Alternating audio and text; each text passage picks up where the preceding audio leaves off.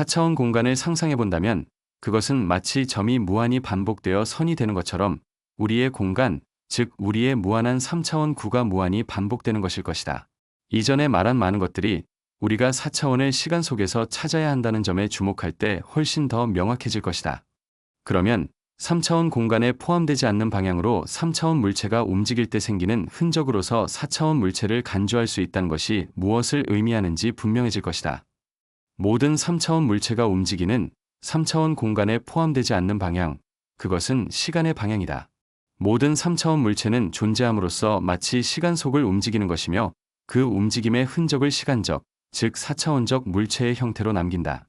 우리는 우리 지각기관의 특성상 이 4차원적 물체를 결코 보지도 느끼지도 못하며 단지 그 단면만을 보게 되는데 우리는 이것을 3차원 물체라고 부른다. 그러므로 우리는 3차원 물체가 실제 존재하는 어떤 것이라고 생각함으로써 큰 착오를 범하고 있다. 그것은 단지 4차원 물체의 투영, 그 도면, 우리의 평면 위에 그려진 이미지에 불과하다. 4차원 물체는 무한한 수의 3차원 물체들이다. 즉, 4차원 물체란 하나의 3차원 물체가 존재하는 동안의 무한한 순간들, 그 상태들과 위치들의 총합이다. 우리가 보는 3차원 물체는 일종의 모습이며 마치 영화 필름에 연속된 사진 중 하나와 같다. 4차원 공간은 실제로는 동일한 물체의 형태들, 상태들, 위치들 사이의 거리이다. 이 시간은 이들 형태와 상태, 위치들을 서로 분리하면서 동시에 어떤 우리가 이해할 수 없는 전체로 결합시키는 것이다. 이해할 수 없는 전체는 하나의 물리적 물체로부터 시간 속에서 형성될 수도 있고 여러 물체로부터 형성될 수도 있다. 하나의 물리적 물체에 관계된 시간적 전체는 우리가 보다 쉽게 상상할 수 있다. 만약 우리가 인간의 육체를 본다면 그 안에서 물질 외에도 뭔가를 발견하게 된다. 그것은 확실히 변화하지만 탄생에서 죽음까지 분명히 동일한 어떤 것이다. 우리가 멀리 떨어져 있거나 이미 죽은 사람의 얼굴이나 모습을 기억할 때 우리는 바로 이 어떤 것을 기억한다. 이것이 인도 철학에서 말하는 링가사리라이며 우리의 육체가 그 안에 부어지는 형태이다. 동양 철학은 육체를 고정된 무엇이 아니라 주변 환경과 끊임없이 교환하는 유동적인 것으로 본다. 입자들이 들어오고 나간다. 1초 후의 육체는 이미 1초 전과 정확히 같지 않다. 오늘의 몸은 이미 어제의 몸과 상당히 다르다. 7년 후면 완전히 다른 몸이 된다. 그럼에도 불구하고 어떤 것이 항상 남아있다. 태어날 때부터 죽을 때까지 약간의 외양은 바뀌지만 항상 동일한 무언가이다. 이것이 바로 링가사리라이다. 링가사리라는 형태, 이미지이며 변화하지만 여전히 같은 것이다. 수학자의 관점에서 보면 그것은 변수이다. 우리가 상상할 수 있는 한 사람의 모습은 링가사리라가 아니다. 하지만 우리가 그 사람의 이미지를 탄생부터 죽음까지 유년기와 성년기, 노년기의 모든 특징을 포함해 시간 속에 길게 펼쳐진 형태로 상상을 한다면 그것이 바로 링가사리라이다. 모든 것에는 형태가 있다. 우리는 모든 사물은 물질과 형태로 이루어졌다고 말한다. 앞서 언급했듯이 물질이란 복합된 감각들의 긴 연쇄의 원인을 가리킨다. 그러나 형태 없는 물질은 우리는 지각할 수 없다. 우리는 형태 없는 물질을 상상조차 할 수 없다. 그러나 형태는 물질 없이도 상상하고 사고할 수 있다. 사물, 즉 형태와 물질의 결합물, 은 결코 고정된 것이 아니며 시간의 흐름에 따라 항상 변화한다. 이 생각은 뉴턴이 그의 유동량과 유속 이론을 구성하는 데에 기반이 되었다. 뉴턴은 자연에는 고정된 양이란 존재하지 않으며 존재하는 것은 단지 변화하는 양, 유동적인 것들, 즉 플루언트뿐이라는 결론에 도달했다. 그리고 이러한 각 플루언트의 변화 속도를 플럭션이라 불렀다. 이 이론의 관점에서 보면 불변하는 크기라는 것은 상상의 크기이다. 모든 실제하는 것은 영원히 끊임없이 흐르고 움직이고 변한다. 어떤 순간도 이전 순간을 정확히 반복하지 않는다. 그러나 시간 속에서 끊임없이 변하는 사물도 때로는 매우 크고 빠르게 변화하더라도 여전히 동일한 것으로 남는다. 젊은 시절의 인간의 몸과 노년의 인간의 몸은 동일한 몸이다. 비록 우리가 알고 있듯이 노인의 몸에는 젊을 때 있던 원자 하나조차 남아있지 않더라도 말이다. 물질은 바뀌지만 어떤 것이 남는다. 그 어떤 것이 바로 링가사리라다. 그리고 우리가 링가사리라를 변하는, 흐르는 양으로 생각하게 되는 이유는 우리가 언제나 그것의 일부분만을 차례차례 보기 때문이며 결코 한 번에 전체를 볼 수 없기 때문이다. 뉴턴의 이론은 시간 속에 존재하는 3차원 세계에 대해 옳다. 이 세계에는 불변하는 것이 없다. 모든 것이 변하며 이는 매 다음 순간의 사물이 이전과는 다른 것이기 때문이다. 불변하는 것은 오직 비실제적이며 상상 속의 것뿐이다. 실제하는 것은 변화하며 유동적이다. 그러나 우리가 더 깊이 들여다보면 이것이 환상이라는 것을 보게 된다. 3차원의 사물은 실제하지 않는다. 그것들은 실제일 수 없다. 왜냐하면 실제로 그것들은 존재하지 않기 때문이다. 마치 몸의 상상 속 단면이 실제하지 않듯이. 다원적인 우주라는 책에 수록된 강의들 중 하나에서 제임스 교수는 베르그송 교수가 지적한 다음과 같은 관찰을 인용한다. 과학은 언제나 단지 우주의 T시점만을 연구한다는 것, 즉 전체 우주가 아니라 우주의 단지 한순간, 시간적인 단면만을 연구한다는 것이다. 4차원 공간의 성질은 우리가 3차원 공간을 평면과 자세히 비교하고 그들 사이의 차이를 밝혀낼 때 훨씬 더 명확해질 것이다. 힌터는 사유의 새로운 시대라는 책에서 이러한 차이를 면밀히 분석한다. 그는 평면 위에 종이로 오려낸 크기가 같은 두 개의 직각삼각형을 상상한다. 이 삼각형들은 각각 직각이 서로 반대 방향을 향하고 있다. 이 삼각형들은 완전히 동일한 크기이지만 어째서인지 완전히 다르게 보인다. 하나는 오른쪽 방향으로 직각이 향해 있고 다른 하나는 왼쪽 방향으로 향해 있다. 만약 누군가 이 삼각형들을 완전히 동일하게 만들고 싶다면 그것은 3차원 공간의 도움으로만 가능하다. 즉, 하나의 삼각형을 들어서 뒤집고 다시 평면 위에 놓아야 한다. 그렇게 하면 두 개는 완전히 같은 동일한 삼각형이 된다. 그러나 이를 위해서는 삼각형을 평면에서 들어 올려 3차원 공간 속에서 뒤집어야 한다.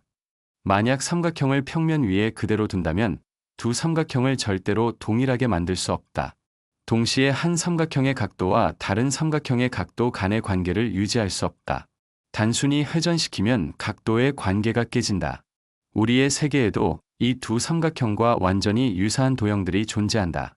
우리는 서로 완전히 같고 완전히 닮았지만 결코 동일한 공간을 차지할 수 없고 실제로도 상상 속에서도 정확히 겹칠 수 없는 형태들을 알고 있다. 자기 자신의 손을 바라보면 우리는 두 손이 비대칭적인 닮음의 매우 복잡한 사례임을 명확히 알 수 있다. 두 손은 서로 같으면서도 완전히 다르다. 하나는 오른손이고 다른 하나는 왼손이다. 우리는 두 손을 완전히 똑같이 만들 수 있는 단 하나의 방법만 상상할 수 있다. 오른손에 낀 장갑과 왼손에 낀 장갑은 마치 오른손이 왼손과 일치하지 않는 것처럼 서로 일치하지 않는다. 하지만 그중 하나의 장갑을 뒤집으면 두 장갑은 서로 일치하게 된다. 우리가 오른손이 왼손과 똑같이 되는 것을 상상하려면 우리는 그것을 뒤집는, 말하자면 그것을 그 자체를 통과해 끌어내는 듯한 상상을 해야 한다. 만약 그런 조작이 가능하다면 우리는 완전히 같은 두 손을 얻게 될 것이다. 그러나 이러한 조작은 마치 삼각형을 뒤집는 것이 평면에 비해 더 높은 차원의 공간에서만 가능한 것처럼 더 높은 차원의 공간에서만 가능하다. 4차원 공간이 존재하더라도 손을 뒤집는 것, 즉 손을 자기 자신을 통해 끌어내는 것과 같은 조작은 기하학적인 조건과는 무관한, 예를 들어 생리학적인 이유들로 인해 불가능할 수 있다. 그러나 이것은 그 예시의 타당성을 바꾸지 않는다. 손을 뒤집는 것과 같은 사물은 이론적으로 4차원 공간에서는 가능해야 한다. 왜냐하면 이 공간에서는 우리의 공간과 시간에서 서로 멀리 떨어진 점들도 서로 접촉하거나 접촉 가능해야 하기 때문이다. 책상 위에 놓인 종이의 모든 점들은 서로 떨어져 있다. 그러나 종이를 들어 올리면 그것을 접어서 어떤 점들이든 서로 가까이 오게 만들 수 있다. 만약 한쪽 모서리에 페테르부르크라고 쓰여 있고 다른 쪽에는 마다라스라고 쓰여 있다 해도 그것은 그 모서리들을 함께 접는 것을 막지 않는다. 그리고 또 다른 모서리에 1812년이라고 쓰여 있고 다른 곳에는 1912년이라고 쓰여 있다 해도 그 모서리들도 접촉할 수 있다. 그리고 어떤 모서리에 붉은 잉크로 숫자가 쓰여 있고 잉크가 아직 마르지 않았다면 그 숫자들은 다른 모서리에 인쇄될 수 있다. 그리고 나서 종이를 다시 펼쳐서 책상 위에 놓는다면 그 종이를 책상에서 들어 올릴 수 있고 어떤 방향으로든 접을 수 있다는 사실을 모르는 사람에게는 한쪽 모서리의 숫자가 다른 쪽에 인쇄될 수 있었다는 것이 완전히 이해할 수 없는 일이 될 것이다. 그에게는 종이에 멀리 떨어진 점들이 접촉할 수 있었다는 가능성이 이해될 수 없을 것이다. 그리고 그는 종이를 2차원 공간 안에서만 사고하는 한 그 가능성은 결코 이해되지 않을 것이다. 하지만 그가 종이를 3차원 공간 안에서 상상하는 순간 그 가능성은 그에게 현실적이고 자명한 것이 된다. 4차원이 세 가지 잘 알려진 차원들과 맺는 관계를 고찰하면서 우리는 우리의 기하학이 더 높은 공간을 탐구하기에 명백히 불충분하다는 점을 말해야 한다. 앞서 4차원적인 몸체는 3차원적인 몸체와 마찬가지로 서로 공통의 단위를 가질 수 없다는 것이 언급되었다. 마치 일년이 페테르부르크와는 비교될 수 없는 것처럼 이것이 왜 그런지 완전히 분명하다. 4차원적인 몸체는 무한히 많은 3차원적인 몸체들로 구성되기 때문에 양자 사이에는 공통적인 척도가 있을 수 없다. 3차원적인 몸체는 4차원적인 몸체와 비교할 때 점과 같다. 점이 선과 선이 면과 면이 입체와 서로 비교될 수 없는 것처럼 3차원적인 몸체는 4차원적인 몸체와 비교될 수 없다.